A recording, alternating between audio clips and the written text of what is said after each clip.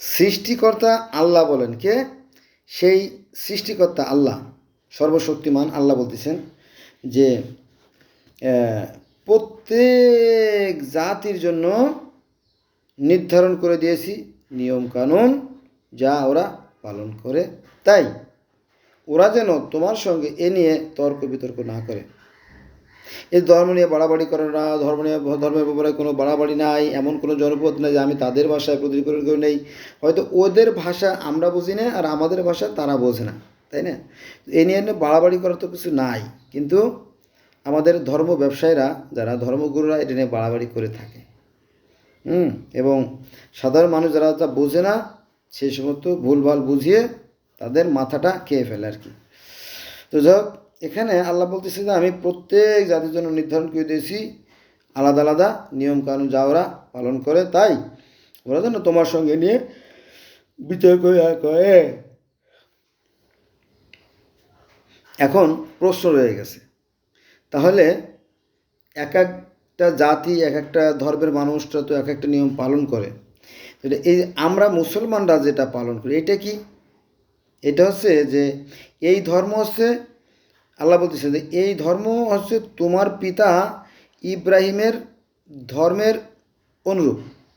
এই ধর্মটা, এই যে ইসলাম ধর্মটা, এই ধর্মটা হচ্ছে ইব্রাহিম আলাইহিস সালামের ধর্মের অনুরূপ।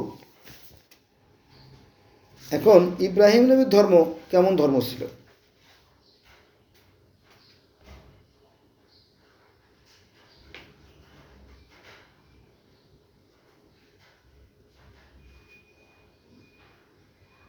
ইব্রাহিম নবীর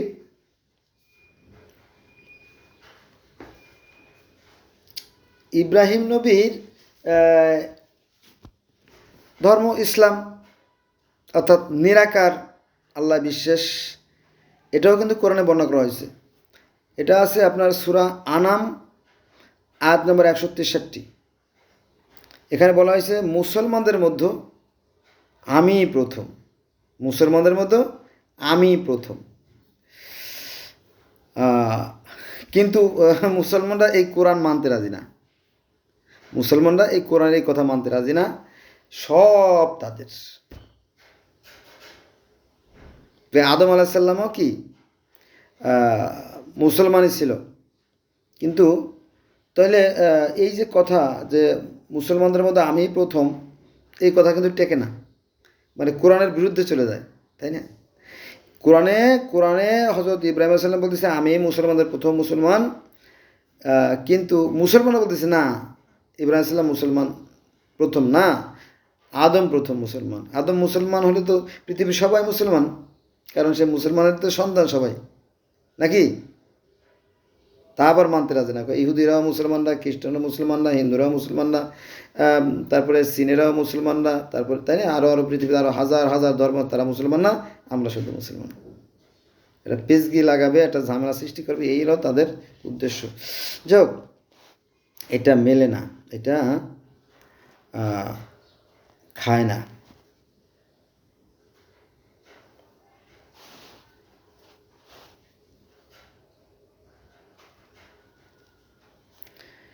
বিষয়টা হয়েছে কি, মূল যে বিষয়টা সেটা হচ্ছে যে ইব্রাহিম, মিল্লাতে ইব্রাহিম। মিল্লাতে ইব্রাহিম মানে কি? মিল্লাতে ইব্রাহিম মানে ইব্রাহিম নবীর অনুসারী যারা আর কি। এই যে ইহুদি, তারাও এক আল্লাহ বিশ্বাস করে, তারাও মিল্লাতে ইব্রাহিম। তারপরে খ্রিস্টানরাও এক আল্লাহ বিশ্বাস করে, তারাও মিল্লাতে ইব্রাহিম। ভাই না, কথা তো ঠিক না। তারা তো ঈসাকে নবী মানে আল্লাহর পুত্র মানে। আরে বাবা, তুমি তো জানো না বিষয়টা, না জেনে তুমি জগা খিচুড়ি পেঁচাইছো আর কি। তো এই যে খ্রিস্টানদের মধ্যে কিন্তু অসংখ্য ভাগ আছে, যেমন Baptist, Catholic, Protestant, seven Adventist, জিহোভার সাক্ষী, অর্থোডক্স, অ্যাংলিকন, হানাফাইট, কটা 8টা ভাগে বলো, তাই না? এরকমই আরও 14 ভাগে 62 ভাগে ভাগ আছে এই ইসের মধ্যে, তাই না? এদের মধ্যে ও ও নিরাকার এক আল্লাহ বিশ্বাস করে। খ্রিস্টানদের মধ্যে এরকম দল রয়ে গেছে। শুধু এখানে শেষ না, শুধু ইহুদি আর খ্রিস্টানদের মধ্যে শেষ না, হিন্দুদের মধ্যেও কিন্তু এক আল্লাহ বিশ্বাস করে। এবং বেদে একজন ব্রহ্মার কথা বলা আছে, ব্রহ্মা একং, ব্রহ্মা কি, ব্রহ্মা একং দ্বিতীয় নাস্তি, তিনি মাত্র একজনই, দ্বিতীয় কেউ নাই, দ্বিতীয় কেউ নাই, দ্বিতীয় কেউ নাই। বোঝা গেছে বিষয়টা? কিন্তু এই কথাগুলো আমাদের আলেমরা বলে না, বললে তাদের ব্যবসা বাণিজ্য নষ্ট হয়ে যাবে। ঠিক আছে?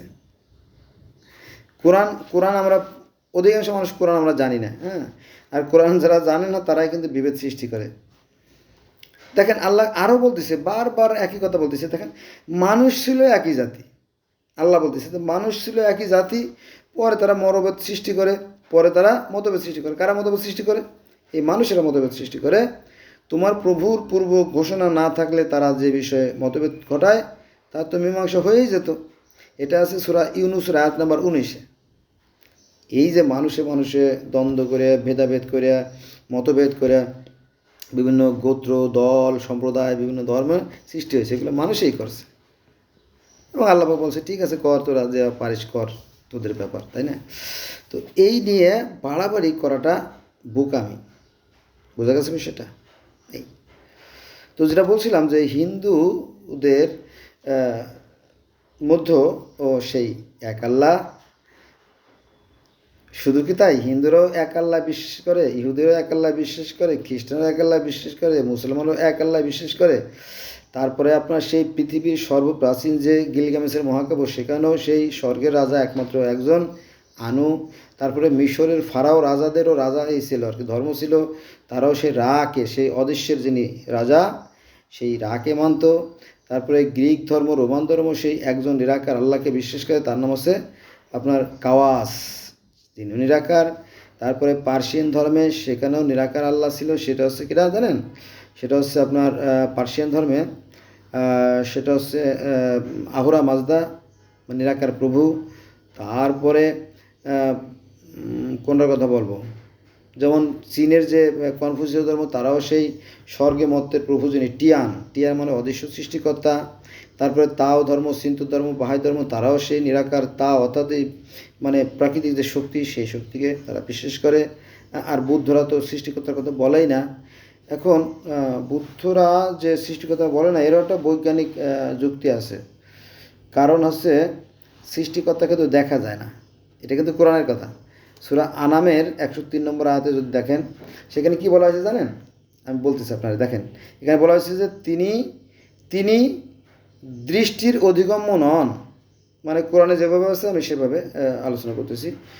তিনি দৃষ্টির অধিগম্য নন, কিন্তু দৃষ্টিশক্তি তার অধিগম্য, এবং তিনি সূক্ষ্মদর্শী, সম্যজ্ঞাত।